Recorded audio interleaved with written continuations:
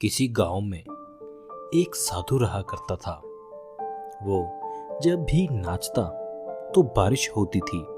अतः गांव के लोगों को जब भी बारिश की जरूरत होती थी तो वे लोग साधु के पास जाते और उससे अनुरोध करते कि वे नाचे, और जब वो नाचने लगता तो बारिश जरूर होती।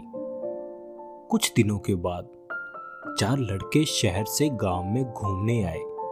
जब उन्हें यह बात मालूम हुई कि किसी साधु के नाचने से बारिश होती है तो उन्हें यकीन नहीं हुआ। शहरी पढ़ाई लिखाई के घमंड में उन्होंने गांव वालों को चुनौती दे दी कि हम भी नाचेंगे तो बारिश होगी, और अगर हमारे नाचने से नहीं हुई तो उस साधु के नाचने से भी नहीं होगी। फिर क्या था, अगले दिन सुबह सुबह ही गांव वाले उन लड़कों को लेकर साधु की कुटिया पर पहुंचे।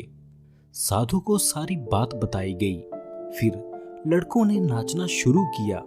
आधे घंटे बीते और पहला लड़का थक कर बैठ गया, पर बादल नहीं दिखे। कुछ देर में दूसरे ने भी यही किया, और 1 घंटा बीतते बीतते बाकी दोनों लड़के भी थक कर बैठ गए, पर बारिश नहीं हुई। अब साधु की बारी थी। उसने नाचना शुरू किया।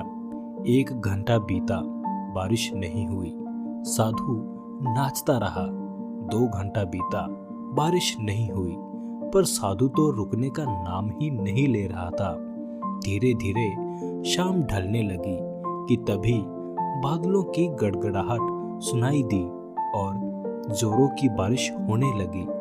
लड़के दंग रह गए और तुरंत साधु से क्षमा मांगी और पूछा, बाबा, भला ऐसा क्यों हुआ कि हमारे नाचने से बारिश नहीं हुई और आपके नाचने से हो गई? साधु ने उत्तर दिया, जब मैं नाचता हूँ तो 2 बातों का ध्यान रखता हूँ। पहली बात, मैं यह सोचता हूँ कि अगर मैं नाचूंगा तो बारिश को होना ही पड़ेगा, और दूसरी बात ये कि मैं तब तक नाचूंगा जब तक कि बारिश ना हो जाए।